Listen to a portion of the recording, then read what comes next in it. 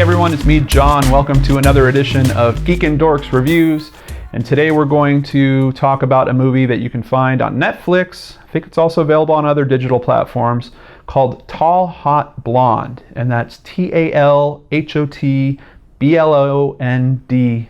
I don't think there's an E on it. And if that sounds a little weird in terms of spelling, it's because it's a username. And let me just read the plot synopsis to you from IMDB.com. This is the true story of a love triangle that takes place entirely online. Lies lead to murder in real life.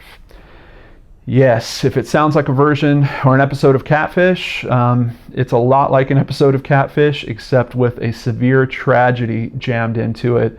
A little bit of what I think some people might consider a murder mystery, but there's definitely mysterious elements to it, but it's not like a traditional murder mystery where it's a whodunit.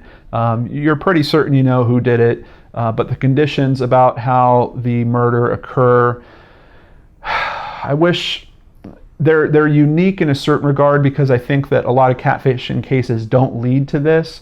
But if you have friends that are in online relationships, particularly with people that they've never video chatted or video conferenced with, you might recommend that they check out this movie. It's kind of the horror story that everyone's afraid of in these cases. The person that you're talking to might not be the person that you think you're talking to. They could be someone that's a lot older. The pictures that you get might not be pictures of the person you're actually talking to. There are some very dark twists in this storyline, but it's very well done.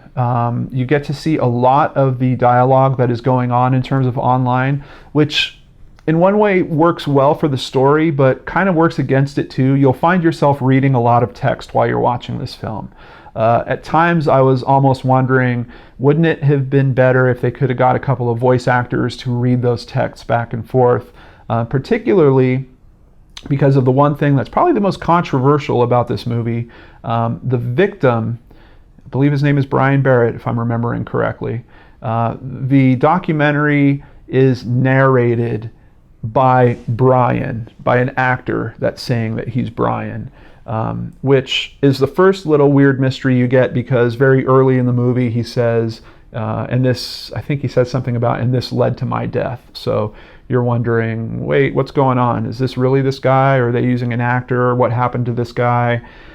So it really sets a bunch of questions off in your head right off the bat, and the documentary does a very good job of answering every single one of those questions. However, having an actor do the voice of someone that has deceased, it's weird. It left me with a little bit of a creepy feeling, and I'm still not sure if it was a good thing or a bad thing. It's good in the sense that it really helps bring, it brings a feeling to you about, hey, this is a real person. This is someone's life that we're talking about. And I don't know if the narration would have had that same gravity if they didn't proclaim that it was Brian that was doing the narration. When you get to the part of the story when he's been killed and then the narrator continues talking as if it's him, I don't know, it feels a little schlocky just in a few places, but overall I think it's an effective device for storytelling. But that's one of those things. It's a really strange gray area, and of course I really can't complain about this because I made a video where I had an actress reading the words for Elisa Lam. So I do think there is certain narrative that can use this appropriately, and I think this documentary does so in 90 to 95% of the time. There was a few times where I was like, okay, can the narrator just kind of stop saying that it's him at this point and just continue with the narration and not be so in your face about it? But I think that was just my personal sensibility. I'm not sure if a lot of you would feel the same way. But it is just this tragic story of a very strange online catfishing thing that's going on. I don't want to spoil it for you. I really recommend you check it out for yourself. It doesn't run long. I think this movie is only about an hour and 15 minutes or so. Directed and produced by Barbara Schroeder. It did win an award in Seattle for Best Documentary, and I think it certainly earns that. It does a very good job of bringing information to you in a little bit of a raw way. I mean, some of the exchanges that you're reading that happened online, definitely get into some blue areas, I guess I'll say. Another thing is there's an older man that's basically fallen in love with a younger girl in this storyline, and the older man is interviewed for this film, so you'll get to hear his own perspective on it firsthand. But I'm really surprised that he agreed for, and I don't even know if he had this choice or not, but I'm very surprised about some of the stuff that they published him saying online. There are a few things that some people would see as racist slams, and just this general anger that this guy is kind of getting whipped up into that starts getting into threats and stuff like that. So it definitely does not cast the best light on him. His name is Thomas Montgomery.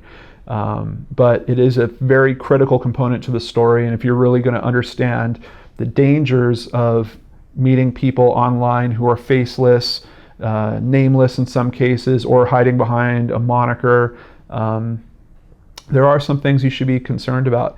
I think the timing of this film, because it came out in 2009, it's probably about an online romance that was going on some years before that. Nowadays, video chatting is so easy. I think all of us have Skype, or we have some method that we're able to video chat with other people. So I don't know that this same story would happen in our current time frame, although, I admitted before I'm a big fan of the show Catfish, and they have plenty of instances there where people will make up excuses about why they can't video chat with other people. But if you get anything from watching this film, or even just this review, just know that if you're talking to someone online and you're not able to video chat with them after the first month or 2 months or so, something is seriously wrong there, and you're probably dealing with a situation where the person on the other end of the keyboard is not who you think they are.